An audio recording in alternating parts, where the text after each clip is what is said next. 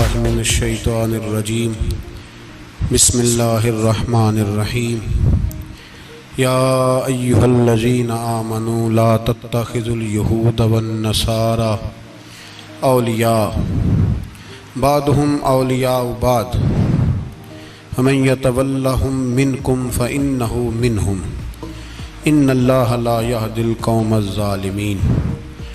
صدق اللہ العظیم وصدق رسولہ النبی الکریم۔ ان اللہ وملائکتہ یصلون علی النبی یا ایہا الذین آمنوا صلوا علیہ وسلموا تسلیما۔ اللہم صل علی سیدنا و مولانا محمد معدن الجود والکرم وآلہ وبارک وسلم۔ حمد و صلاۃ کے بعد سورۃ المائدہ چھٹا پارہ ہے، آیت نمبر 51۔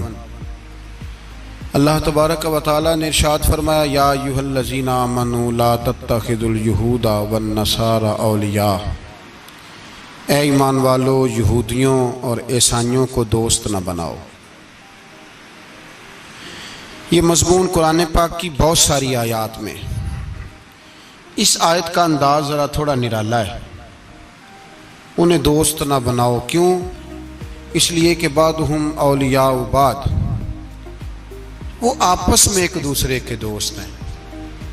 تمہارے دوست وہ آپس میں ایک دوسرے کے دوست۔ قرآن پاک ہمارے ذہنوں پر بڑی ٹھنڈی، بڑی خوبصورت دستک دیتا ہے۔ اے ایمان والو، انہیں اپنا دوست نہ بناؤ، اس لیے کہ یہودی اور عیسائی آپس میں ایک دوسرے کے دوست ہیں۔ اتنا بھی کافی تھا، لیکن اللہ تبارک و تعالیٰ نے معیار ہی بدل دیا اور اتنا بڑا حکم ارشاد فرمایا۔ اس آیہ مقدسہ نے ہر چیز کو اپنے دامن میں سمیٹ کے رکھ دیا۔ یہودی اور عیسائی کو اپنا دوست نہ بناؤ، اس لیے کہ وہ آپس میں ایک دوسرے کے دوست ہیں۔ تو بات اتنی بھی کافی تھی، لیکن فرمایا اللہ تعالیٰ نے وَمَن يَتَوَلَّهُم مِّنكُمْ، جو تم میں سے انہیں اپنا دوست بنائے گا۔ تمہیں منع کر دیا ہے، ہم نے روک دیا ہے کہ دوست بنانا۔ اور اگر وَمَن يَتَوَلَّهُم مِّنكُمْ، جو تم میں سے، وَمَن يَتَوَلَّهُم مِّنكُمْ، جو بھی تم میں سے انہیں اپنا دوست بنائے گا فَإِنَّهُ مِنْهُمْ، تو وہ انہی میں سے ہے۔ تمہیں بتا دیا ہے کہ دوست یہودی اور عیسائی کو کبھی دوست بنانا، اور اگر بناؤ گے تو پھر تم، اور پھر جو قرآن مجید نے بات اس آیہ مقدسہ کو جو ختم فرمایا تو فرمایا ان اللہ لا یہدی القوم الظالمین، بے شک اللہ ظالموں کی قوم کو ہدایت نہیں دیتا۔ ظلم کرنے والوں کے نصیب میں ہدایت نہیں ہوتی۔ وہ ظلم کرتے رہتے ہیں اور انہیں سمجھایا جائے تو مانتے بھی نہیں، اس لیے کہ ہدایت ان کا نصیب نہیں ہوتی۔ میرے بھائی، دنیا میں بد نصیب ہے وہ شخص جو غلطی کرتا ہے اور پھر مانتا بھی نہیں، اور دنیا میں کم ظرف ہیں وہ لوگ، کم ظرف جو اپنے ظالم ہونے کے باوجود ظلم پر وضاحتیں پیش کرتے ہیں، اپنی غلطیوں کا اعتراف کرنے کی بجائے ان پر دلیلیں دیتے ہیں۔ چھوٹے ظرف کے لوگ۔ اللہ تبارک و تعالیٰ نے فرمایا یہودی اور عیسائی کو کبھی دوست نہ بنانا۔ میرے بھائیوں، میرے بزرگوں، میرے دوستوں، ہمارا دین تعصب سے پاک ہے، لیکن تسلب کا حامی ہے۔ تعصب کا مطلب یہ ہوتا ہے کہ کہنا مار دو دوسرے کو، برداشت ہی نہ کرو، اور تسلب کا مطلب یہ ہوتا ہے کہ اپنے دین میں پختہ ہو جاؤ، اپنے دین میں پکے ہو جاؤ۔ اب ہم نا ہر روز نماز کی نیت باندھتے ہیں، اللہ اکبر، سورۃ فاتحہ پڑھتے ہیں، اہدنا الصراط المستقیم صراط الذین انعمت علیہم، اتنی بھی بات بڑی تھی، کافی تھی۔ اے اللہ ہمیں صراط مستقیم پہ چلا اور ان لوگوں کے رستوں پہ چلانا جن پر تو نے انعام کیا. بڑی بات تھی، مثبت بات ہو گئی، منفی بات کی ضرورت نہ تھی. لیکن اللہ تبارک و تعالیٰ نے فرمایا کہ جہاں تم مجھ سے یہ دعا مانگو نا کہ صراط الذین انعمت علیہم، یا اللہ ان لوگوں کے رستوں پہ چلا جن پر تو نے انعام کیا، انبیاء، صلحاء، اتقیاء، صوفیاء، اولیاء. جہاں یہ دعا مانگنی ہے نا، ساتھ ایک اور بات بھی تم نے کرنی ہے. وہ کیا ہے؟ غیر المغضوب علیہم ولا الضالین. اے اللہ ان سے ہمیں بچا جن پر تیرا غضب ہوا، ان کے رستے پہ نہ چلانا جن پہ تیرا غضب ہوا اور جو گمراہ ہو گئے. اب دو باتیں سمجھ میں آئیں کہ مومن کو اپنے عقیدے سے پیار کرنا ہے اور کافر کے عقیدے سے اظہار بیزاری کرنا ہے، ان کے نظریے سے، ان کے عقیدے سے نفرت کرنی ہے. کافر کے عقیدے اور نظریے سے، اس کا کیا مطلب ہے؟ تسلب کا مطلب ہوتا ہے اپنے دین میں پکا ہونا. دو تین جملوں میں بات سمجھاتا ہوں، اگر آپ کی سمجھ میں آئی تو بڑا بہتر ہوگا. دو تین جملوں میں تسلب، پکا ہونا، اس کا کیا مطلب ہے؟ اس کا مطلب یہ ہے کہ اپنی آنکھوں پر جو تم نے اینک لگانی ہے وہ دین کی اینک لگانی ہے. جو چیز بھی دیکھنی ہے وہ دین کی آنکھ سے دیکھنی ہے. جو کچھ بھی تم نے چاہنا ہے، بڑی بات کر رہا ہوں اگر آپ سمجھے تو، جو بھی تم نے دیکھنا ہے دین کی اینک سے دیکھنا ہے. جو تم نے چاہنا ہے وہ دین کے دل کے ساتھ چاہنا ہے، اور جو تم نے سوچنا ہے وہ دین کے دماغ کے ساتھ سوچنا ہے. اس کا ترجمہ اقبال نے کیا، کہنے لگے قوم مذہب سے ہے، مذہب جو نہیں. قوم کس سے ہے؟ قوم مذہب سے ہے، مذہب جو نہیں. اور فاضل بریلوی کہتے ہیں دہن میں زبان تمہارے لیے اور بدن میں ہے جان تمہارے لیے. ہم آئے یہاں تمہارے لیے تو اٹھیں بھی وہاں تمہارے لیے. اپنی ہر چیز، ہر نقطہ نظر میں پہلے دین، اس کے بعد کوئی اور. کافر کے عقیدے سے ہمارے زمانے میں نا فلسفی، منطقی، ادیب، شاعر، ملنگ، تلنگ، یہ بڑی جماعتیں. کھچڑی ہے، کھچڑی. اب وہ کھچڑی ایک نیا درس دیتی ہے. وہ کھچڑی یہ کہتی ہے کہ یہ سارے اللہ کو پکارتے ہیں، سارے اسی کے نام ہیں. یہ سارے، ہمارے ایک سابق وزیر اعظم نے بھی کہا تھا، ایک نوجوان کی عادت دی ہے گھسی پٹی جماعت نے، وہ بھی یہی کہتے ہیں. ہولی پہ بھی چلے جاؤ، دیوالی پہ بھی چلے جاؤ، ہندوؤں کے مندر میں بھی چلے جاؤ، وہ کہتے ہیں سارے اسی کے نام ہے. جو بت کو پکار رہا ہے وہ بھی اسی کو ہی پکار رہا ہے، معاذ اللہ. جو رام رام کہہ رہا ہے وہ بھی اصل وہی ہے. وہ بیوقوف ہو.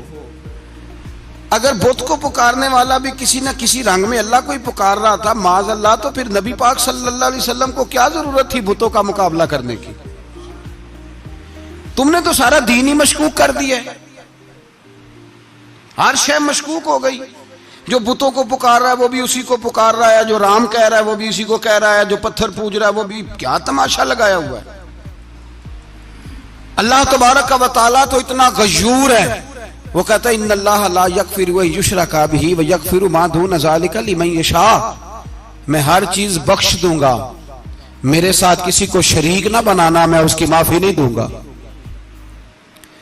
اللہ کے پیارے پیغمبر حضرت عزیر، جناب عیسیٰ علیہ السلام کو جب لوگوں نے معاذ اللہ خدا کا بیٹا کہا تو رب تبارک و تعالیٰ نے قرآن پاک کی آیتیں نازل فرمائی.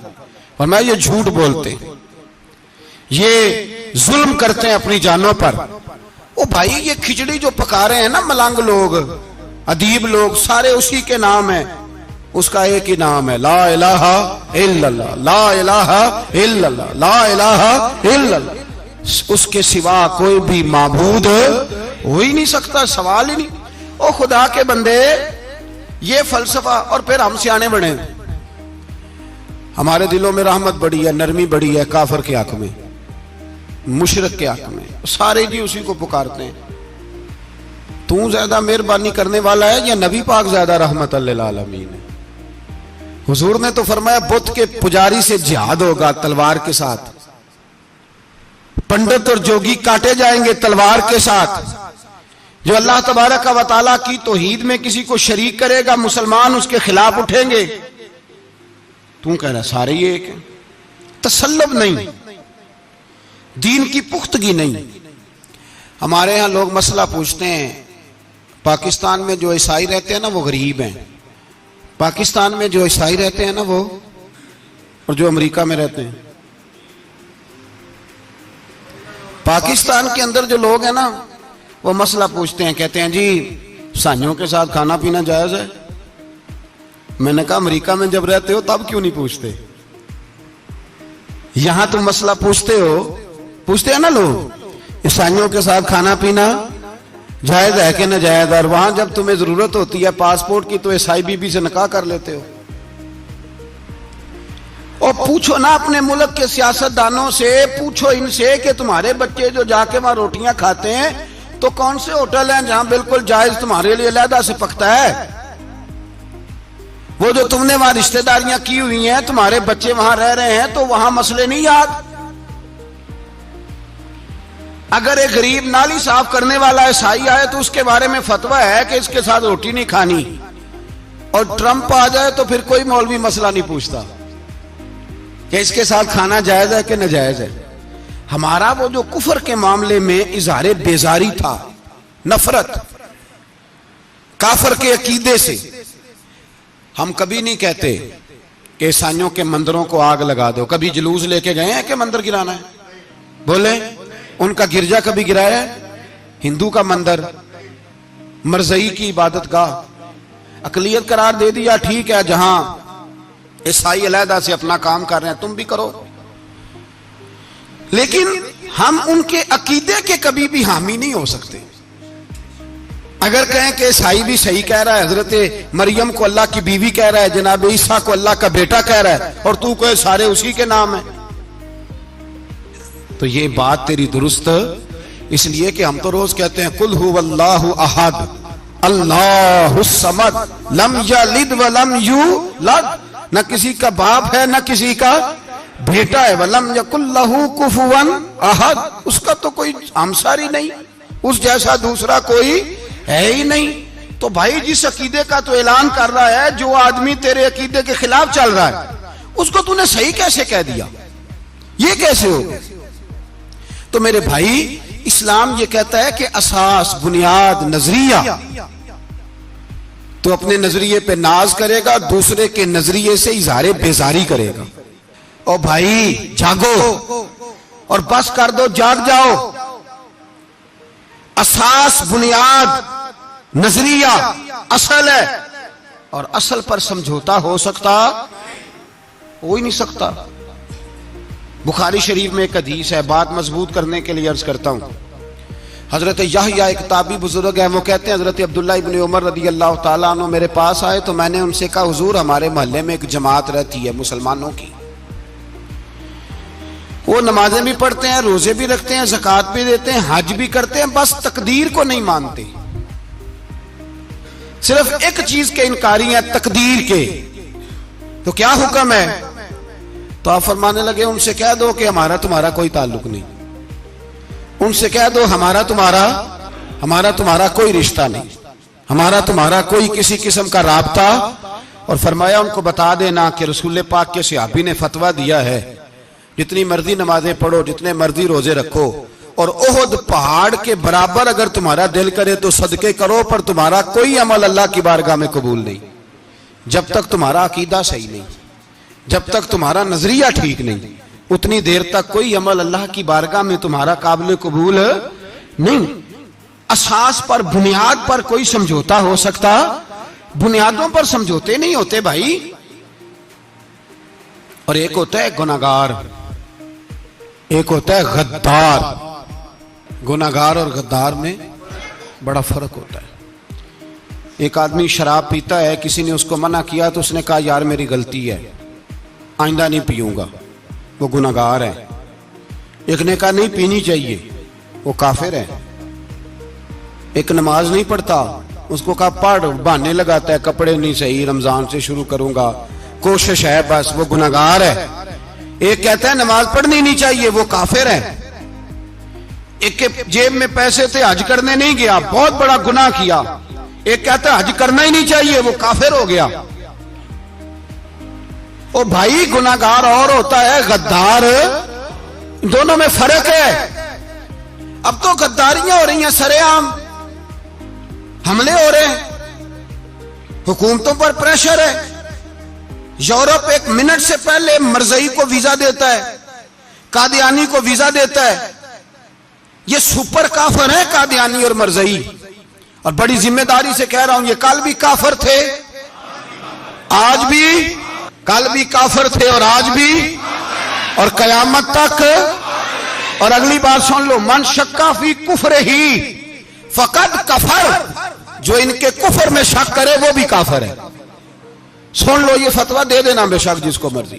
من شکا فی کفر ہی فقد کفر, جس بندے نے مرزئی کے, قادیانی کے کافر ہونے میں شک کیا, وہ بندہ بھی پکا کافر ہے, پیٹا کافر ہے, جس نے ان کے کافر ہونے میں. جڑے آکر سانو پتہ ہی نہیں لگا اسی کی کر بیٹھے, ان کے لیے کوئی قانون نہیں. وہ جس نے کہا ہے نا مرزئی اس کا قانون بدلنا ہے, اس کو ایک پرچی تیری میری بھی شامل ہے. ایسے ہی نہ کہنا کہ وہ بڑے بے ایمان نکلے, کافر نکلے, تو نے بھی ٹھپا لگایا ہے, تو ساتھ ہے, تو شامل ہے. جب قومی اسمبلی میں یہ قرارداد پیش ہو رہی تھی تو ان کو ووٹ دینے والے ان کے گناہ میں شریک تھے, مجرم تھے, ساتھ شامل تھے. ان کو معافی نہیں ملے گی, ان کو لمبی توبہ کرنی پڑے گی اللہ کی بارگاہ میں, انہیں آنسو بہانے پڑیں گے ان کو ٹھپے لگانے کی وجہ سے. بچ نہ جایا کرو کہ حکمران برے ہیں تو ہم بڑے نیک پرہیزگار ہیں. ٹھپے لگانے والے ساتھ شریک ہے جرم, کہتے پتہ ہی نہیں چلا. کیسے پتہ نہیں چلا, کیسے پتہ نہیں چلا؟ یہ تو جو مدہوش ہوتے ہیں انہیں پتہ چل جاتا ہے یہ نبی پاک کی عزت کی بات ہو رہی ہے. بندہ مدہوش ہو نا, مدہوش, بے ہوش ہو مسلمان, رسول اللہ کی بات ہو تو اس کی بھی آنکھیں کھل جایا کرتی ہیں. اور تم جاگتے پڑھے لکھے اسمبلیوں میں بیٹھے مالدار, تم پتہ ہی نہیں چلا قانون بدل گیا, خبر ہی نہیں ہوئی. یہ دھوکہ کسی اور کو دینا. ہم تمہارے ان دھوکوں میں آنے والے, کسی اور کو سنانا کہانیاں, ہمیں نہیں سمجھ آتی تمہاری کہانیاں. کہتے غلطی ہو گئی, بھول گئے. اور وزیر اعلیٰ صاحب کہتے ہیں اس کو نکال دینا چاہیے. کس نے نکالنا ہے نا تماشا. کہتے ہیں اس کو نکال دینا چاہیے جس نے اس قانون میں, تو کس نے نکالنا ہے؟ حکومت تو آپ کی ہے, تو کون نکالے گا؟ شرم کرو, مر جاؤ ڈوب کے. یہ تمہارا طریقہ ہے, جرم کرتے اور جرم کر کے کہتے ہو نہیں نہیں نکال دینا. کون نکالے گا؟ نکالو, پتہ چلے تمہارا. امیر ملت پیر جماعت علی شاہ صاحب محدث علی پوری رحمت اللہ علیہ, پیر صاحب فرماتے ہیں جب پاکستان بن رہا تھا تو ہم نبی پاک صلی اللہ علیہ وسلم کی عظمتیں بیان کیا کرتے تھے. ہم کہتے تھے لوگوں پاکستان بنے گا تو اس میں نبی پاک کا نظام آئے گا, غریب امیر کا فرق مٹ جائے گا, اس میں کوئی برادری نہیں ہوگی, ایک برادری ہوگی جس کا نام مسلمان ہوگا. اس میں چھوٹا بڑا امیر غریب ایک ہی صف میں کھڑے ہو گئے, محمود و ایاز, نہ کوئی بندہ رہا نہ کوئی بندہ نواز. یہ پاکستان ہوگا. اور کہتے ہیں ہندو پنڈت تقریریں کرتے تھے, او وہاں نبی پاک کا نظام نافذ ہوگا, معاذ اللہ ہاتھ کٹیں گے, گردنیں کٹیں گی, بڑا وہ معاذ اللہ مخالفت کرتے تھے. وہ کیا پتا تھا کہ بعد میں یہاں بھی سارے وہی تماشے ہوں گے جو وہ کہہ رہے ہیں. تو پیر صاحب کہتے ہیں کہ جگہ ہندوؤں کا جلسہ تھا, ہندوؤں کا پنڈت تقریر کر رہا تھا, وہاں سارے ہندو بیٹھے تھے. تو اس پنڈت نے نا تقریر کرتے کرتے نبی پاک کی شان میں کوئی بے ادبی کر دی معاذ اللہ.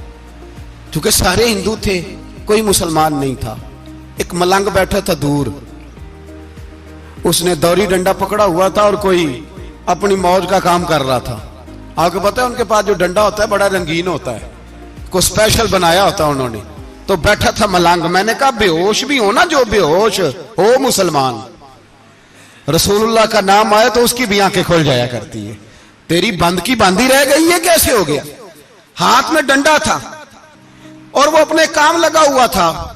جب اس کے کانوں میں سپیکر کی آواز آئی نا کہ نبی پاک کے بارے میں بات کی ہے, تو ڈنڈا اٹھایا, پیچھے سے اسٹیج پہ چڑھ گیا.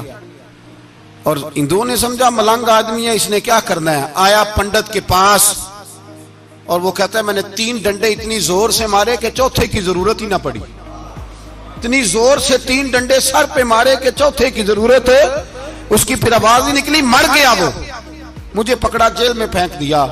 امیر ملت پیر جماعت علی شاہ صاحب کہتے ہیں میں امرتسر کی جیل میں ملنے گیا اور میں نے اس کے سامنے کھڑے ہو کے کہا, میں نے کہا بیلیا, نہ تو نماز پڑھے, نہ تو روزہ رکھے, نہ تو مسجد آئے, نہ تو کوئی اور کام کرے, اور اتنا بڑا تو نے کام کیا, گستاخ مار دیا.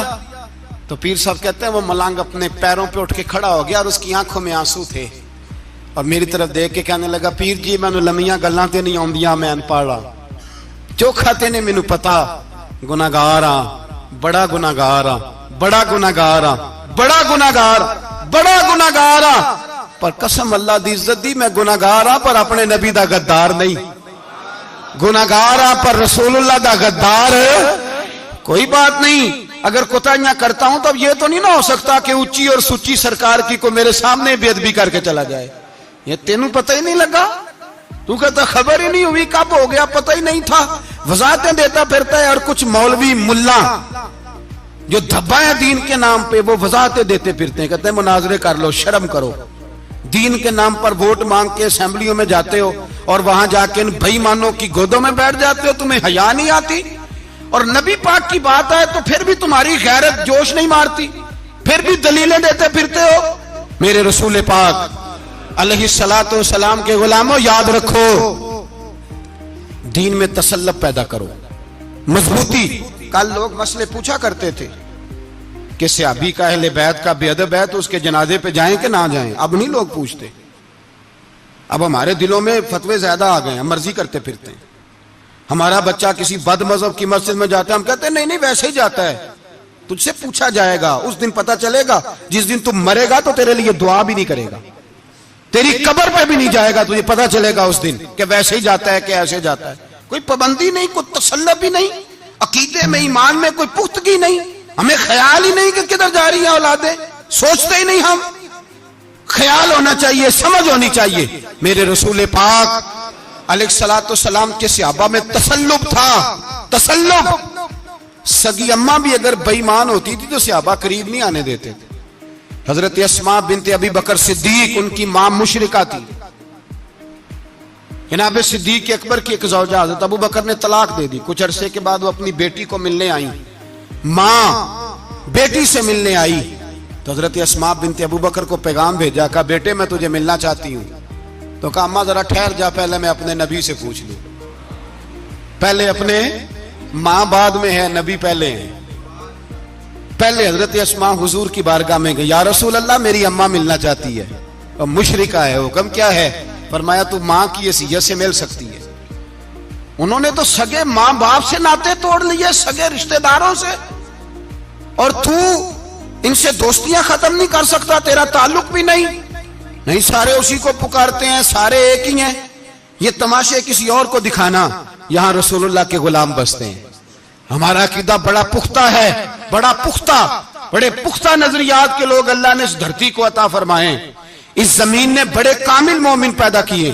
بھائی یاد رکھو, رسول پاک علیہ الصلوۃ والسلام کے غلاموں میں اپنے دین کے لیے تسلط تھا, پختگی تھی, کفر سے بیزار رہتے تھے.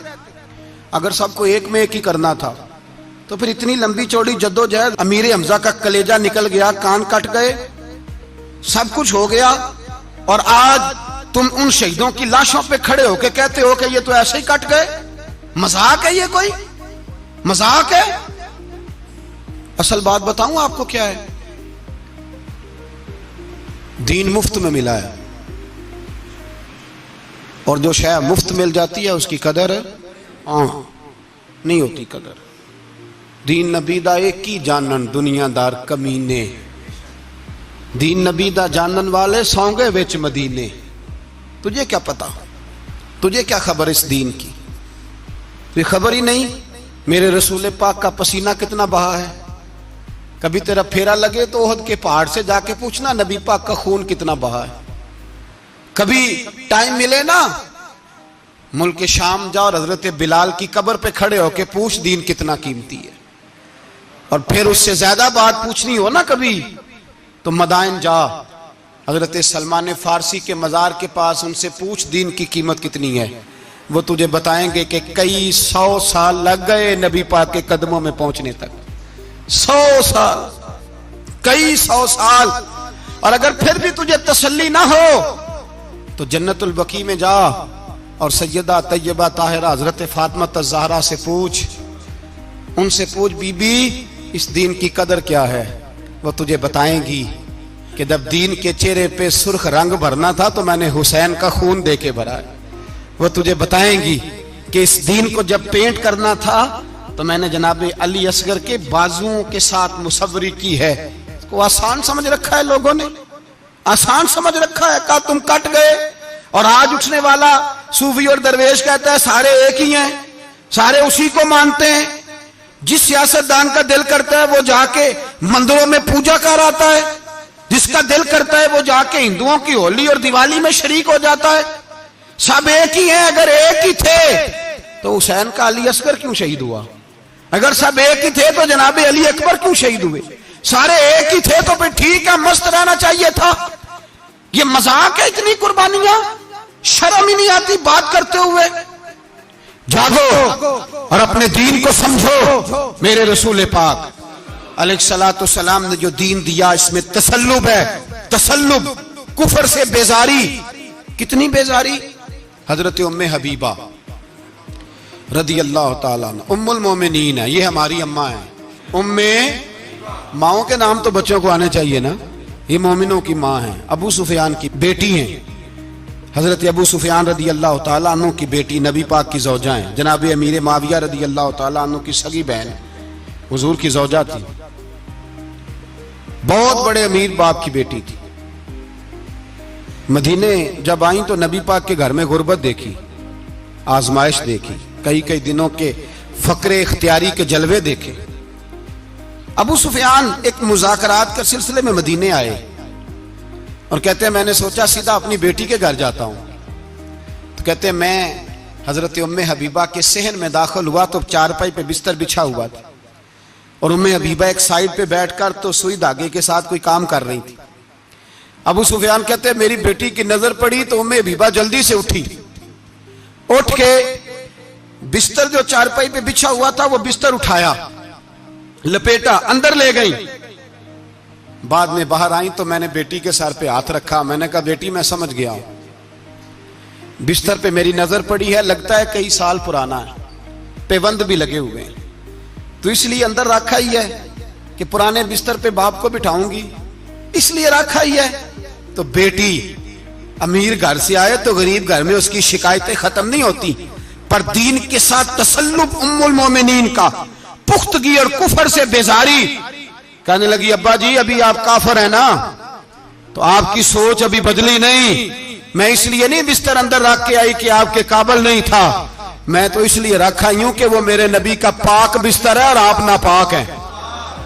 وہ پاک بستر ہے، انما المشرکون نجس، مشرک ناپاک ہوتا ہے، باپ ہونا علیحدہ بات ہے، لیکن میرے دل میں باپ کی قدر بعد میں ہے میرے دل میں، اور رسول اللہ کے بستر کی قدر پہلے ہے، رسول اللہ کی نہیں، رسول اللہ کے بستر کی قدر ہے کہ باپ بیٹھ نہ جائے۔ اتنی نفرت مشرک سے، اتنا اظہار، وہ باپ بھی ہو تو اتنی نفرت۔ لوگوں نے پیچے ڈالے ہوئے ہیں پیار کے، محبت کی پینگیں چڑھا رہے ہیں، اور سارے یہ کہیں گے سب صحیح ہے، اور ہمارے دلوں میں نرمی۔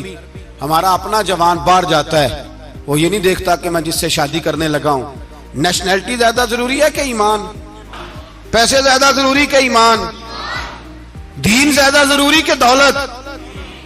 عجیب تماشا ہے، بیچتے پھرتے ہیں، فار سیل کر دیا مذہب کو، تسلب ہی نہیں، کوئی خیال ہی نہیں، توجہ ہی نہیں ہماری۔ میرے رسول پاک علیہ الصلوۃ والسلام کے صحابہ جو چٹان تھے دین کے معاملے میں، اپنا پیارا بھی سامنے آتا تھا تو کافر سمجھ کے قتل کر دیتے، اس لیے کہ وہ سمجھتے تھے قوم مذہب سے ہے، مذہب جو نہیں تم بھی نہیں، اگر دین نہیں رہے گا تو کوئی شے باقی نہیں رہے۔ یاد رکھنا، اگر دین نہیں رہے گا۔ میرے حبیب پاک علیہ الصلوۃ والسلام کے غلاموں کا یہ حال تھا۔ احد کے اندر افواہ پھیل گئی کہ حضور شہید ہو گئے۔ حضرت انس بن مالک کے چچا تھے انس بن نضر رضی اللہ تعالیٰ عنہ، جب افواہ پھیلی نا حضور شہید ہو گئے تو جناب انس بن نضر اٹھے، تلوار پکڑی، صحابہ سے کہنے لگے یہاں کیوں بیٹھے ہو؟ کہا حضور شہید ہو گئے تو ہم کیا کریں؟ فرمایا حضور شہید ہو گئے تو ہم زندہ رہ کے کیا کریں گے؟ یہاں کیوں بیٹھے ہو؟ ہمارا جینا بھی مصطفیٰ کے لیے، مرنا بھی مصطفیٰ کے لیے۔ اگر حضور علیہ الصلوۃ والسلام وصال کر گئے تو اٹھو، ان بے ایمانوں سے لڑتے ہیں جنہوں نے مصطفیٰ کو شہید کیا ہے، اٹھو۔ حضرت انس بن نضر میدان میں نکلے، اس طرح لڑے کہ صحابہ کہتے ہیں نہ زخموں کی پرواہ، تیر برستے رہے پرواہ کوئی نہیں، تلواریں چلتی رہی پرواہ کوئی نہیں، ان کے وجود پر نیزوں کے زخم آتے رہے پرواہ کوئی نہیں۔ حضرت انس بن نضر اتنا لڑے کہ شہید ہو گئے، اور جب شہادت کے بعد ان کی لاش دیکھی تو 80 زخم نظر آئے، تلواروں کے، نیزوں کے 80 زخم۔ حضور کے لیے ان لوگوں نے جانیں دے دی، پرواہ نہیں کی۔ یہاں اس مسئلے کو ہمارے ہاں لوگ سمجھتے ہی نہیں۔ ختم نبوت کا مسئلہ بڑا حساس مسئلہ ہے۔ ما کان محمد ابا احد من رجالکم ولکن رسول اللہ وخاتم النبیین۔ ہم ختم بھی پڑھے نہ کسی کا تو اس میں بھی ختم نبوت والی آیت پڑھتے ہیں، اس لیے کہ یہ بنیادی مسئلہ ہے۔ ہم لوگوں کو بتاتے ہیں کہ جو مرنے والا گیا ہے نا دنیا سے، وہ نبی پاک کی ختم نبوت کا اعلان کرتا ہوا گیا ہے۔ ہم لوگوں کو یہ بات بتلاتے ہیں، میرے حبیب پاک علیہ الصلوۃ والسلام کی 150 کے قریب حدیثیں ہیں کہ میں آخری نبی ہوں، میرے بعد کوئی نبی نہیں ہے۔ 150 کے قریب حدیثوں میں حضور نے ارشاد فرمایا، جگہ جگہ محبوب پاک نے وضاحت فرمائی کہ میں آخری نبی ہوں، میرے بعد کوئی نبی ہو سکتا، وضاحت۔ اور ہمارے علماء نے لکھا ہے جو دعویٰ کرے کہ میں نبی ہوں، اور جس بندے نے اس سے یہ کہا کہ چل کوئی دلیل دکھا، وہ بھی کافر ہو گیا، وہ بھی کافر۔ کیوں تو نے یہ سوال کیا؟ یہ حساس نوعیت کا مسئلہ ہے۔ میرے رسول پاک علیہ السلام کے غلاموں نے ایک پیغام دیا ہے ہمیں، اس پیغام کو یاد رکھنا۔ حضرت سعد بن ربیع رضی اللہ تعالیٰ عنہ کو احد کے میدان میں اتنے زخم لگے کہ اٹھا نہیں جاتا تھا۔ نبی پاک صلی اللہ علیہ وسلم نے فرمایا جاؤ کو میرے سعد بن ربیع کا پتہ کرو وہ کہاں ہے۔ صحابہ آئے تو فرماتے ہیں جب ہم ان کے پاس پہنچے تو ان کی روح پرواز کر رہی تھی، آخری لفظ انہوں نے ادا کیے، کہنے لگے ادھر آؤ صحابہ، ادھر آؤ، میری وصیت سن لو۔ ہم قریب گئے، ہم نے کہا شاید بچوں کے بارے میں، اولاد کے بارے میں، گھر کے بارے میں کوئی وصیت کریں گے۔ تو حضرت سعد بن ربیع نے وصیت فرمائی، کہنے لگے جا کے نبی پاک کے غلاموں کو میرا پیغام دے دینا، جا کے امت مسلمہ کو میرا پیغام دے دینا کہ مسلمانوں اگر تم میں سے ایک بھی زندہ ہوا اور نبی پاک کی ناموس پر کوئی حرف آیا تو پھر اللہ کی بارگاہ میں تمہارا کوئی عذر قبول نہیں کیا جائے گا۔ یہ میدان احد میں سر سے لے کر پاؤں تک زخم لگے ہوئے ایک صحابی کا پیغام ہے امت مسلمہ کے نام۔ حضرت سعد بن ربیع رضی اللہ تعالیٰ عنہ فرمانے لگے میں مرتے وقت مسلمانوں کو پیغام دے کے جا رہا ہوں کہ اگر حضور کی عزت پر، ناموس پر، نبی پاک صلی اللہ علیہ وسلم کی ذات پر ذرا سا بھی حرف آیا اور مسلمان زندہ ہوئے، اور پھر اگر وہ سمجھیں کہ ہمیں اللہ کی بارگاہ سے معافی مل جائے گی، تو یاد رکھنا رب ہر بات معاف کرے گا، اس بات میں تمہیں اللہ معافی، اس میں تمہیں یہ پیغام دیا سعد بن ربیع نے، اور امت کو سمجھایا کہ ہر بات میں کمپرومائز کر لینا، رسول اللہ کی ذات کے بارے میں کمپرومائز نہ کرنا۔ جب سے مرزائیوں کو ان سپر کافروں کو اقلیت قرار دیا گیا ہے، اس کے بعد کسی مرزائی کی عبادت گاہ جلائی ہے مسلمانوں نے؟ بولے کبھی کسی مرزائی کے ساتھ مسلمانوں نے کوئی ظلم کیا ہے بعد میں؟ ٹھیک ہے اپنی عبادت کر رہے ہیں جس طرح بھی کر رہے ہیں، باقی اقلیتیں بھی رہیں۔ کبھی دوبارہ علماء نے یہ تحریک چلائی ہے کہ انہیں پاکستان سے نکالو، یہ کیوں بستے ہیں یہاں؟ اقلیت ہے تو رہنے دو، جو بے ایمان ہے، کافر ہے، اسے گھسیٹ کے دین میں کیوں لاتے ہو جب وہ آنا نہیں چاہ رہا؟ انہوں نے اس کانے بے ایمان کو نبی مانا ہوا ہے، وہ اس کو پیغمبر مانتے ہیں، کبھی ذلی نبی مانتے ہیں، کبھی بروزی نبی مانتے ہیں، پوری دنیا میں نیٹ ورک بنایا ہوا ہے، ہر جگہ ڈنڈورا پیٹتے پھرتے ہیں۔ وہ کہتے ہیں خاتم النبیین کا معنی یہ ہے کہ نبی پاک تو مہرے لگانے آئے ہیں، بڑے نبی آ سکتے ہیں۔ ان کا عقیدہ یہ ہے کہ مرزا مستقل نبی نہیں تھا، وہ حضور کا سایہ بن کے آیا تھا۔ وہ معاذ اللہ جس نبی کا اللہ پاک نے ظاہری حیات میں سایہ نہیں بنایا، یہ کانا سایہ بنے گا نبی پاک کا؟ اس بے ایمان کو وہ اپنا پیشوا مانتے ہیں۔ چلو چھوڑو، جو کافر کو اپنا پیشوا مانے وہ بندہ صحیح ہوتا ہے؟ چلو نبی نام بھی مانے، پیشوا مانے، وہ صحیح ہوتا ہے؟ اتنے پکے بے ایمانوں اور کافروں کو تم لوگوں نے گنجائش دینے کے لیے صرف مغربی یہ جو بنانا چاہتے ہیں نا، یہ اپنے اوپر سے لیبل اتارنا چاہتے ہیں کہ نہیں جی نہیں، ہم تو سب کو لے کے، وہ تو کئی دفعہ کہہ چکے ہیں جی سارے اسی کو پکارتے ہیں.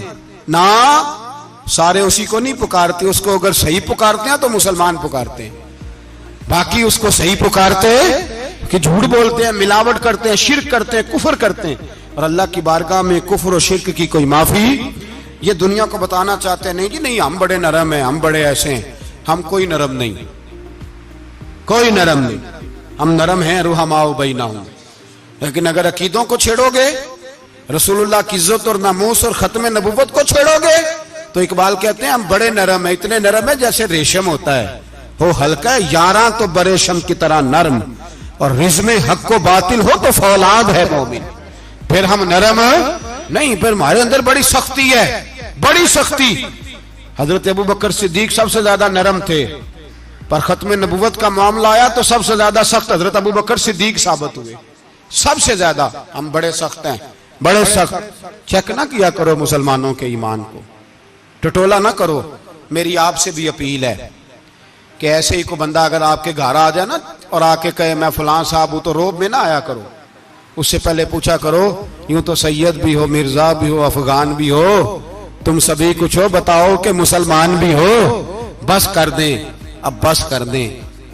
ان لوگوں کے ہاتھ مضبوط کر دیں جو ہاتھ بڑھاتے ہیں تو نبی پاک کی ختم نبوت پہ ہی ڈال لیتے ہیں. ان کے ہاتھ مضبوط کرنے بند کرو، بند کرو ان ظالموں کے ہاتھ مضبوط کرنے. حضور آخری نبی ہیں. بولیے نبی پاک، سارے بولیے حضور.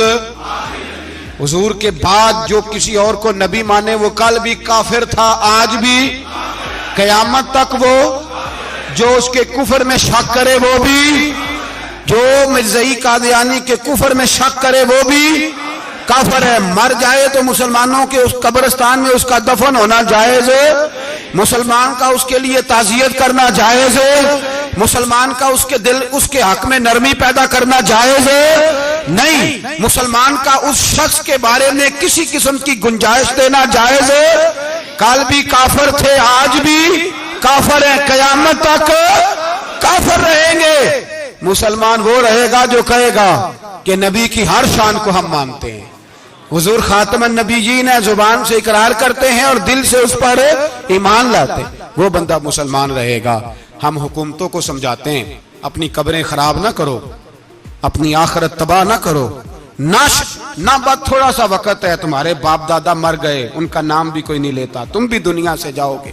خدا را ہم تمہیں سمجھاتے ہیں، ہم درد مندانہ اپیل کرتے ہیں، اپنی آخرت بچاؤ. یہ اسمبلیاں چند روزہ، یہ حکومتیں چند روزہ. ادھر جا کے دیکھ لو شدرے میں وقت کا بادشاہ لیٹا ہے، لیکن کوئی نہیں جاتا. بادشاہ تھا، اٹھتا تھا تو دنیا اٹھتی تھی، بیٹھتا تھا تو دنیا بیٹھ جاتی تھی. آج ہمارے بہت سارے نوجوانوں کو پتہ نہیں کہ اس کسی بادشاہ کی قبر بھی ہے، بہت بڑا مقبرہ بنا، بڑی سیرگاہ بنی ہے، پر کوئی جاتا نہیں. چند قدم راوی کراس کر کے دیکھ لو داتا علی اجمیری لیٹے ہوئے. ایک دن کے لیے بھی چھوٹی سی اسمبلی کے ممبر بھی نہیں بنے. میراں نہ امیراں دے دیوے بلدے نہیں صدا فقیراں دے. نہ وہ والی حکومت کرو جس کے بعد تمہاری فاتحہ بھی کوئی نہ پڑھے. اور جا کے دیکھ لے داتا صاحب کی قبر کے چاروں جانب پھٹیاں لگی ہوئی ہیں، سارا دن ساری رات اللہ کا قرآن پڑھا جاتا ہے، دن رات وہاں درود پڑھے جاتے ہیں، ان کو اصالہ ثواب کیا جاتا ہے. یہ والی زندگی جی، واپس آ جا، نہ اپنی آخرت خراب کر، بچ جا، وقت کی حکمران لوٹ آ، رسول اللہ کے قدموں میں بیٹھو، اعلان کرو، بغاوت کرو نبی پاک کے دشمنوں کے خلاف، اور حضور کے سچے غلام بن کے جیو. اگر سچے غلام بنو گے تو حضرت عمر بن عبدالعزیز کی طرح تمہارے تذکرے ممبروں پہ رہیں گے. اور اگر غداری کرو گے، غداری، تو یزید کی طرح تمہاری اپنی اولادیں بھی تمہارا نام نہیں لیں گی، اپنی اولادیں بھی تمہارے تذکرے چھوڑ جائیں گی. یاد رکھنا اللہ کی لاٹھی بڑی بے آواز ہے. کل من علیہ فان، فنا کر دیتا ہے ہر چیز کو. دعا ہے اللہ ہمیں سمجھنے کی توفیق عطا فرمائے.